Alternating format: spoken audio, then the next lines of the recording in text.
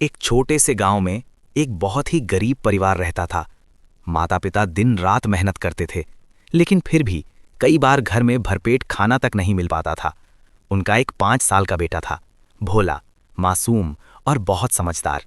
घर में गरीबी थी, पर उसके मन में एक बड़ा सपना था। वो पढ़ना चाहता था, स्कूल जाना चाहता था। जब भी वो दूसरे बच्चों को यूनिफॉर्म पहनकर बैग लेकर स्कूल जाते देखता, उसकी आंखों में चमक आ जाती। पर सच ये था, उसके पास ना कॉपी थी, ना किताब, ना बैग और ना ही यूनिफॉर्म।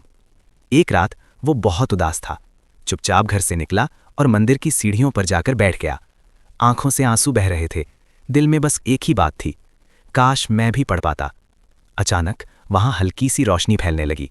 वातावरण शांत हो गया, हवा जैसे ठहर सी गई। उसके सामने मां सरस्वती प्रकट हुई, चेहरे पर ममता, आंखों में करुणा। उन्होंने धीरे से पूछा, क्या हुआ बेटा, तुम क्यों रो रहे हो?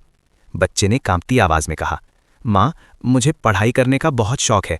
मैं स्कूल जाना चाहता हूं, लेकिन मेरे पास कुछ भी नहीं है। मेरे माता पिता बहुत गरीब हैं। मां सरस्वती मुस्कुराईं।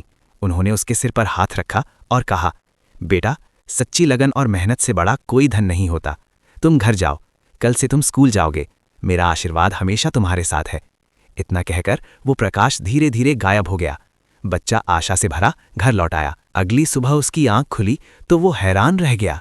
घर के कोने में एक नया स्कूल बैग रखा था, साथ में किताबें, कॉपियां और एक साफ सुथरी यूनिफॉर्म। वो दौड़कर मां के पास गया। मां, ये सब कहां से आया? मां ने कहा, बेटा, सुबह एक सज्जन आदमी ये सब देकर गए हैं।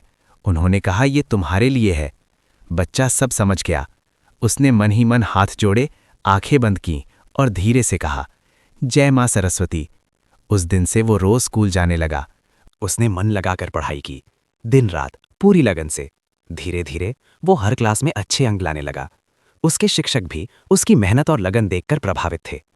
कुछ ही वर्षों में उसकी मेहनत रंग लाई। उसे आगे की पढ़ाई के लिए छात्रवृत्ति मिली। पूरा गांव उसकी सफलता की चर्चा करने लगा। माता पिता की आंखों में गर्व के आंसू थे।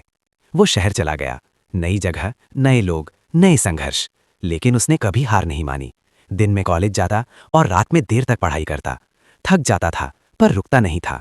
उसे हमेशा याद रहता, माता पिता की मेहनत और मां सरस्वती का आशीर्वाद। समय बीतता गया, उसने अपनी पढ़ाई पूरी की और एक दिन उसे अच्छी नौकरी मिल गई। जब उसके हाथ में नौकरी का पत्र आया, उसकी आंखों में वही चमक थी जो बचपन में स्कूल जाते बच्चों को देखकर हुआ करती थी।